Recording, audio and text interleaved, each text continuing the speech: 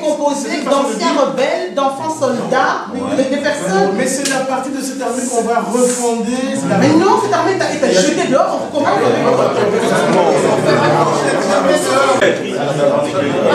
Henri, ok, s'il vous plaît. Donc, nous allons maintenir ce paragraphe, comme Henri nous explique. Délai pour faire face aux rebelles de Goma et de Saké.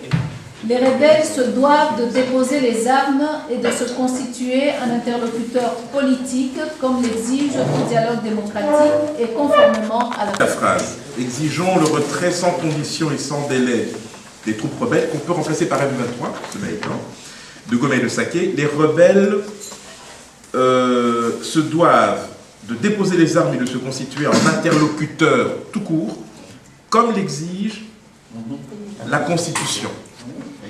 Donc on peut soit garder cela ou bien parler de dialogue. Et pacifique qui entend relayer les aspirations du peuple congolais est légitime à s'exprimer et à entrer dans un dialogue constructif, vecteur de paix et de stabilité. Encourageons... En tout cas, dans lequel il y a moyen de lire un président. Or, il y a déjà Tshisekedi. Donc, tout ça, il faut... Si vous comprenez bien, vous voulez que dans ce paragraphe, on appelle le Congrès à prendre ses responsabilités. Oui, c'est ça. Que le Congrès prenne ses responsabilités face à cette situation. Voilà, et puis suivre. Parce que sinon... Moi, je crois que je suis comme Stadi. Il y a un moment, on a encouragé les FARDC, et je crois que le paragraphe 8 s'adresse, dans ce texte, on s'adresse à beaucoup de...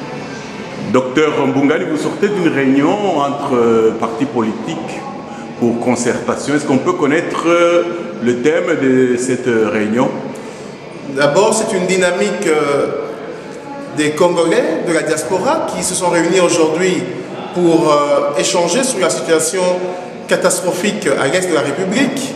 La chute de Goma sous la gestion des M23 a profondément choqué les Congolais de la diaspora, les représentants des partis politiques et les membres de la société civile, raison pour laquelle nous nous sommes réunis ici pour faire d'abord l'état des lieux, faire des propositions et finalement arriver à un communiqué commun que nous allons mettre à disposition de la presse très rapidement, dans laquelle nous condamnons formellement ce qui s'est passé, la prise de Goma par les troupes rebelles du M23, négligence du gouvernement congolais dans la gestion de ce dossier et nous interpellons la communauté internationale par ces prises de position. Nous voulons cette fois-ci que la communauté internationale agisse au profit du peuple congolais pour le bien des populations afin que les crimes, les viols et autres exactions puissent cesser.